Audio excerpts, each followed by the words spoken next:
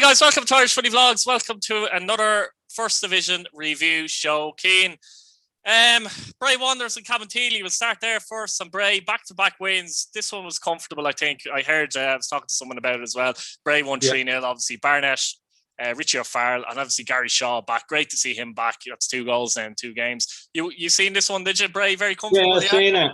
Really comfortable. Great performance from Bray. They set the tone early doors in the game, and, you know, they really got a good hold of the game, and they took it by the scruff of the neck, got the 3 goals, really ran out comfortable winners here. And that's 2 wins on the bounce now after a load of draws. They're buzzing now. They're banging form. And look, I think they'll be delighted with that. Yeah, I know. Such a bad start for them in terms of still only lost 1 game, but in terms of all the draws, but it's amazing, isn't it? But they're banging there now. They're only 1 point behind the Cabinteely in the playoffs. Cabinteely, from their point of view, how did they do? Do you think they're like that though, aren't they? They can go out and get hammered 1 week and come back and win the next week type thing, aren't they? Yeah, they were awful in the game. Bray I say they were awful, but if I say that, I'm not giving Bray enough credit. Bray were really good in the game. The Best way they performance played of the season, yeah. By far. It was comfortable. Look, they didn't have to do much to go ahead in the game either. So I was really impressed with them. Cabinteely, hot and cold, but that's the story of a lot of people's seasons in First Division and Premier Division. You're hot and cold 1 week, so I think that's why we actually like the league, because you have teams like that. So it's going to be interesting now to see how many more points Bray can actually pick up while they're on the run.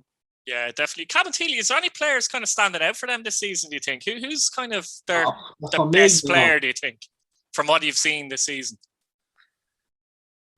I couldn't even difficult to say. Kieran Marley Waters, not really. No, he hasn't really. No, he doesn't seem to be scoring or assisting or anything like that. No, I'm a little bit disappointed with them in terms of the more like they start, don't they? They win the first 3 games or something like that. They do that every season. Yeah, they've been good starting off. Look, I think they probably would have bit your hand off the start they have already. So, we'll give them that. I think it'll be excellent. And it's mad. It's mad. Galway United won Wexford 0, and I feel sorry for Wexford in this one, Keane, because obviously they've no points. They're bottom of the table. Last minute goal, not only last minute, it's like 95th minute or something like that. But it was a brilliant goal, wasn't it? I mean, Hurley gets it on the left-hand side, cuts inside brilliantly. What a finish that was. Yeah. Unbelievable. I watched the last second half of this game. I knew it was 0-0 first half, so I watched the second half. So I watched it, and I really thought you were getting a draw out of this game. Look, it was a strange type of game. Galway obviously had the chances and stuff like that. They were obviously the team playing football and pressing high, getting on the ball and dictating the play. So you'd expect that though from Galway United. It was a stick now, isn't it? 95th minute. We've seen so many late goals over the course of the season. And you're thinking there's no threat there, in fairness, for the position he's in. Yeah, it's just so worldy, and it's one of them that he'll probably do 1 million times now and probably only score 1 more out in his career, so if he's lucky. So, look, it was a worldy of a goal. What a finish. And I don't mind losing to a worldy like that. And you have to turn around. You have to. I think if it happened at the 60th minute, you'd take it a bit more, let's say. But it was just yeah, exactly. It was the last kick, wasn't it? Essentially. Yeah. Well, I thought Wexford were excellent. They've no real defensive mistakes, as you've seen in the game. They were solid enough. And they were well in the game. We've seen them go to Shelbourne and do the exact same thing and just be unlucky in the by an own goal. And the same again, they're going to the big teams, and they're making it tough for them, making it for them to play. So I'm impressed with them. I think Ian is going to be a fantastic addition to them. Yeah, I was going to touch on that. Yeah, he's a young manager. He's young, he's hungry. We've seen the managers in the league now that's young and hungry. I know people don't really say it, but Stephen Bradley is the prime example. People don't think he's young and hungry anymore. But That's because there's a new batch of young managers coming in that are younger.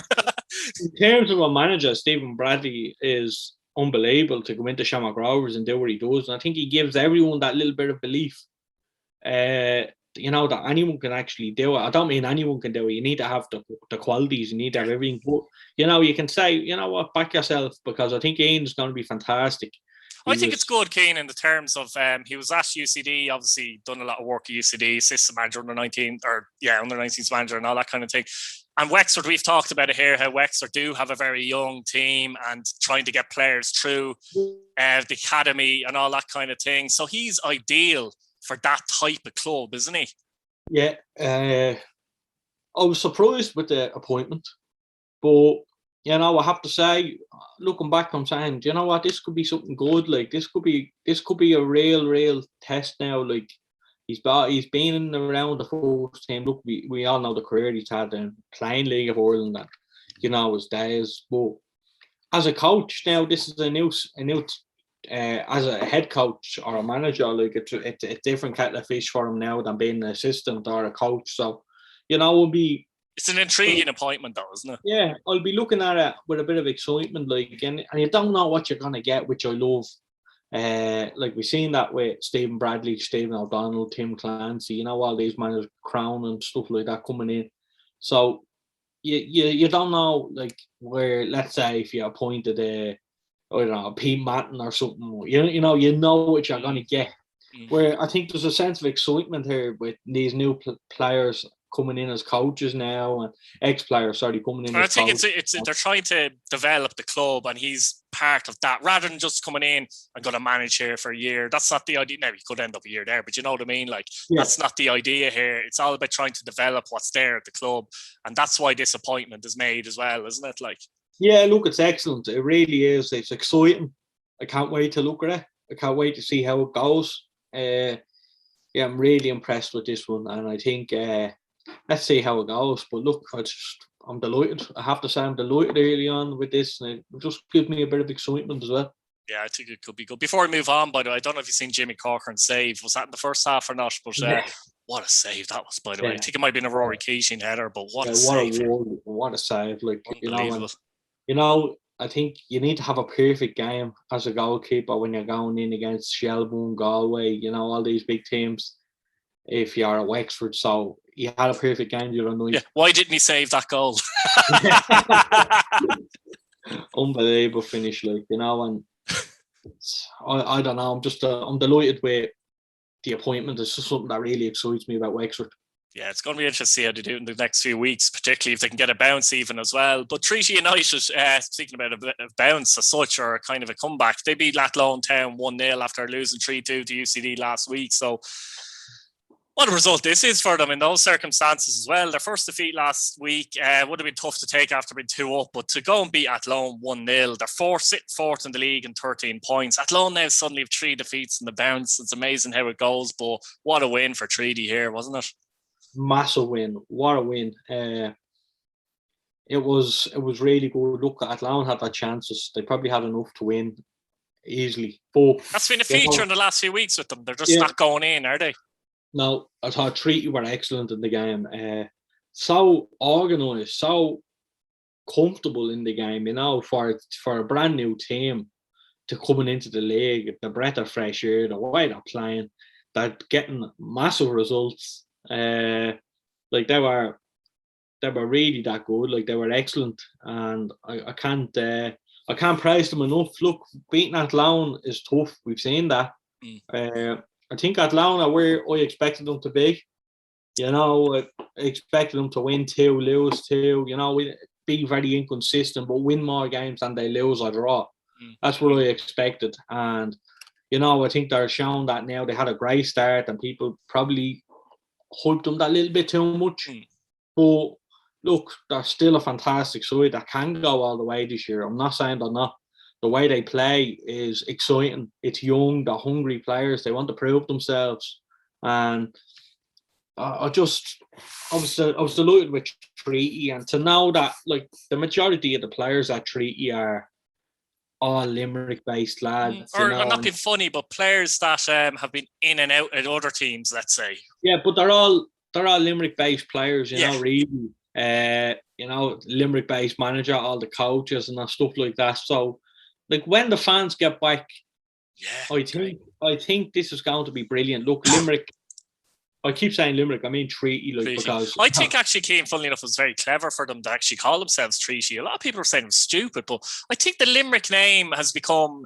Do you know what I mean? They've fallen apart so many times. I thought it was clever actually just to change it to Treaty, and it might get a bit more of a county appeal, or maybe a people in or around those, you know, maybe a bit of Clare or Kerry or whatever, like people that might be interested in football rather than just Limerick City or Limerick FC or Limerick United. I think that might have been a clever way to go about things as well with them, if I'm honest with you. Yeah, well, they were, you know, they have a women's team and they had an underage. That's true. Yeah, they've already had a club there called Treaty. Yeah. So, you know, I think they just entered the team in a League of Ireland type of thing. But, you know, it's real Limerick based. And look, when the fans get back, they could be a real driving force. Yeah, I'd be excited to see that. Actually, well, I'd be excited to see fans back anywhere, Keane, to be honest with you. UCD 0, even at Belfield, I'd be excited to see fans back. UCD 0, Cork City 0. Obviously, I didn't see this one either, but on paper, it looks a good result for Cork, but I didn't think it was, heard it wasn't a great game, Keane. But look, on paper, it is a good result for Cork. UCD are second in the league now. Yeah, it was awful game of football. Awful game of football. Look, there wasn't many, you know. UCD had obviously more, I would say. Look, Cork had a couple of chances in the game, but they weren't clear cut, you know. It's hard. A great result for Cork. A really good result. Result-wise, a good result, there's no doubt, yeah. Massive result for Cork. And look, they'd be delighted to get away with a draw there. Because, you know, you're fearing the worst when you're looking at the Cork City lineup and he was playing defence and he was playing in goal against the Whelan and stuff like that, you know. So a few weeks ago, you probably would have said UCD'd win that 3 or 4 nearly. So, are they a little bit more organised looking, do you think? Yeah, a little bit organised, a little bit more, but they're still missing. You know, they're still missing a good bit. You know, they're missing that going forward. You can be organised all you want, but you need to have that bit of quality going forward. Yeah. Look, it was a poor game. I think both sides would probably be happy with a point, just moving on, because it wasn't great. Yeah, as I said, UCD are down to second now, still unbeaten by the way, actually, as well. I hadn't mentioned that before, but look, they'll be happy enough they're picking up points. If you're not winning, you want to pick up a point, put it that way. Commoners 1, Shelbourne 2, Keane, and by all accounts Shelbourne had to grind this one out. Droynan did give Cove the lead after 16 minutes, but John Ross Wilson scored after 63. And that man, Brennan, again, pops up with a winner after 80 minutes. No better man. What did you think of this one? Yeah, I actually watched this game. It started a little bit later, so I got to see. I got to see the second half of this, so I enjoyed it. They had to grind it out. There's no doubt about it. You know, they had to really. Cove looked comfortable. You know, Shells needed that bit of quality. They really upped the tempo. They got ahead. Late-ish goals, you know, from Ryan, and Ryan pops up with goals. He's nearly a player that you forget is in the side. He doesn't score the 5th goal in a 5-0 win, does he? No, he's been really good for Shelbourne. Great addition. He was great for Pat, and he was great for Drogheda and Bray as well. So look, he's underrated. I still think he's a bit underrated personally. Yeah. I don't know why, but probably because he doesn't get in the team every week. Yeah, he was really good now at our. Look, Shells be delighted to win it 2-1. They grounded out. They were well deserved, I think, 3 points. The hard work, the endeavour, everything that you'd expect from a Shelbourne side, they got, the fans got. I'd be very happy coming away with a 2-1. Disappointed with Cove. You know, they probably could have got a draw out of it on another day. It's conceding, like, we're only a couple of minutes to go, was a killer, like, you know, so I'd be happy if I was Cove, but I'd be disappointed that I didn't get a point at least, you know. Yeah, they'll be disappointed because they're on 5 points, 1 win out of 8. Shelbourne have a bit of a Shamrock Rovers sense so far in a way, don't they? They're on top of the league, 18 points, they're unbeaten, but there's a sense that they haven't quite played maybe the attractive football that maybe they're capable of playing yet. Yeah, look, they will start. Ian, who did Shelbourne play up front in this game actually? Yeah, well, they went with Maddie, and McCauley was kind of off them, and, you know, they kind of switched a little bit in the game. But I thought Shells just fully deserved the 3 points. Do you see them kicking on now as the season goes on? Actually, Yeah, I said it from the start. Yeah. I do think they'll be up there. I don't think they'll move from there now. Or if they do move from there, it'll be only. I think if they get a 4 or 5 point gap, I have a feeling they won't move from there, as you say. Yeah. Yeah, so it's going to be it's interesting. I'd prefer they didn't get a 5 or 6 point gap and keep it high, for the neutrals and stuff. But I like to see the best teams winning. So at the minute, Shelbourne are the best team in the division, in my opinion. Yeah. Up there with UCD. So it'd be really good to see the two of them battle it out and see what happens. Yeah, 100%. Look, guys, we'll leave it there for the First Division review show. Like the video, hit your bell notification button, subscribe, and comment below. Thanks again, Cian. Cheers, bud.